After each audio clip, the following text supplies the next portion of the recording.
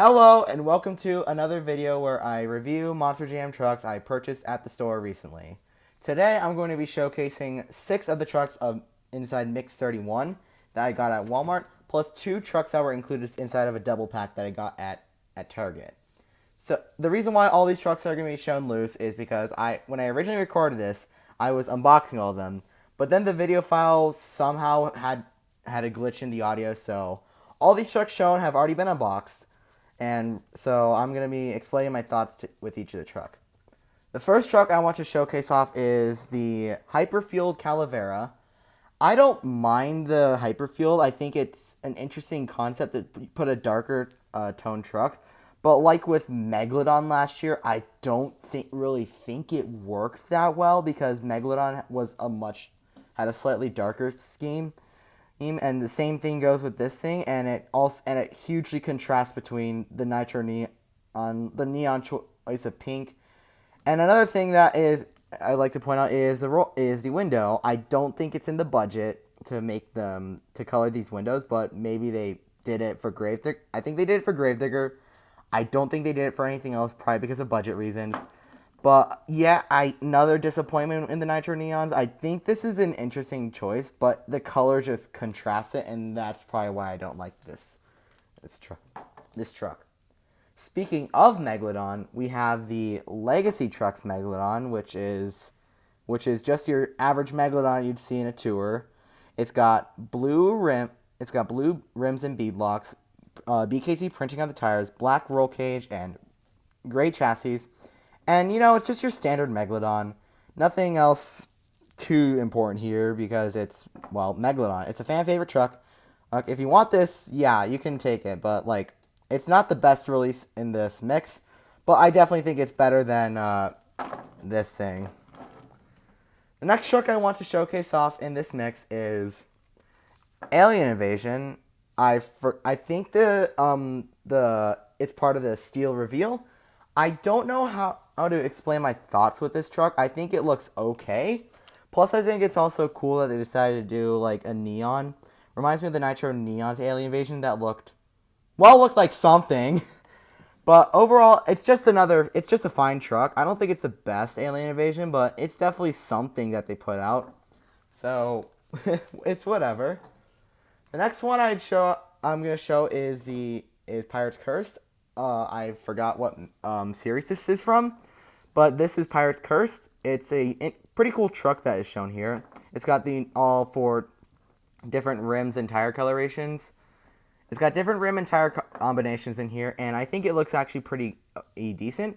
I also like how they included the TV rainbow that you'd see on the eye. That sometimes whenever a channel cannot be shown, it shows that. I think it looks pretty cool.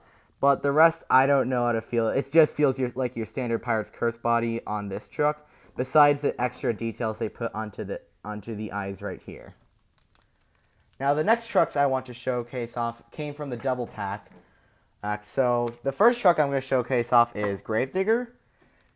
And what this truck reminds me of is, because it has a gray chassis, it reminds me of what it would have looked like if it was under Team Scream. I think it looks okay.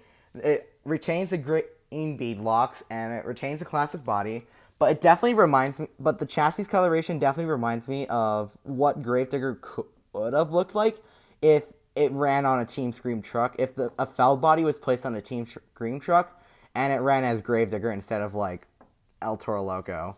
But I don't see that combination ever happening. We already know Corey Rummel is super successful, as good as Megalodon.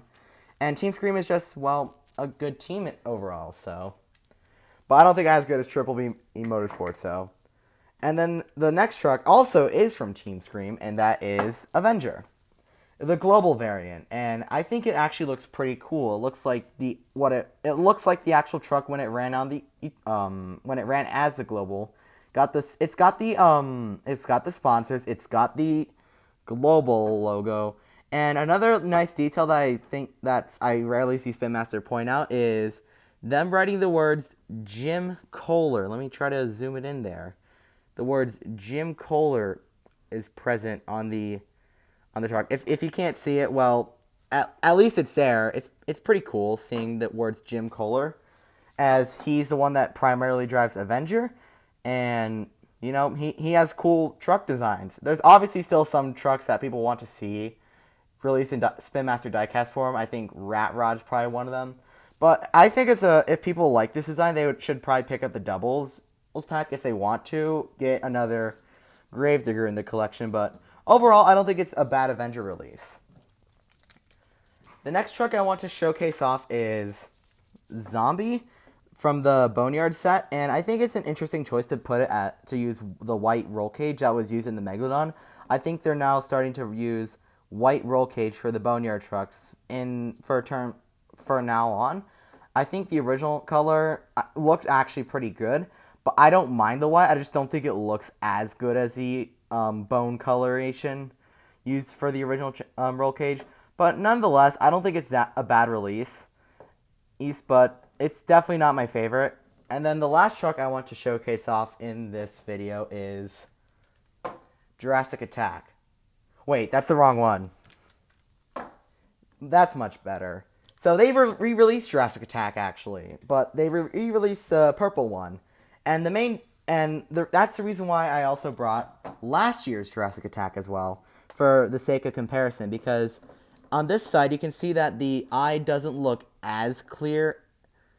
The eye on this Jurassic Attack doesn't look as clear.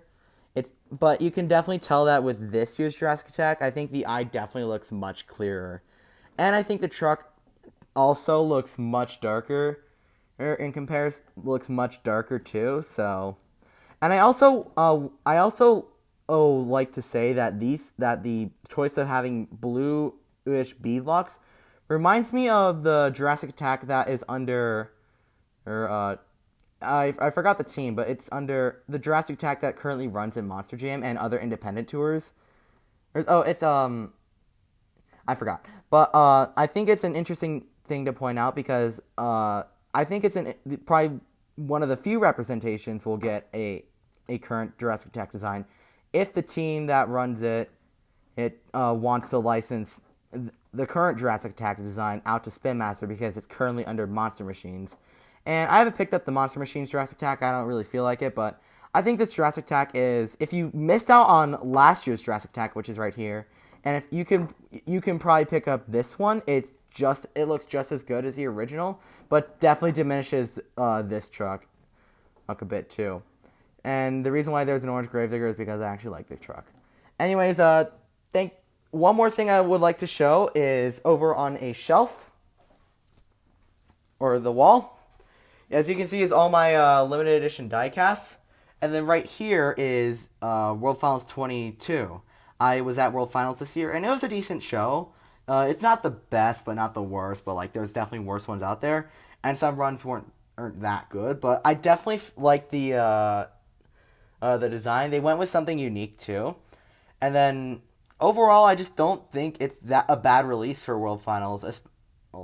Although I kind of prefer last year's, but these ones they're both not bad actually. And then yes, this is my wall of limited edition diecasts. Yes, I actually have a couple coming over to my house eventually. So yeah. Anyways, thank you guys for watching this video. Hope you guys are enjoying your days. And I'll be watching movies. I will see you then. Peace out. Bye. Enjoy the show.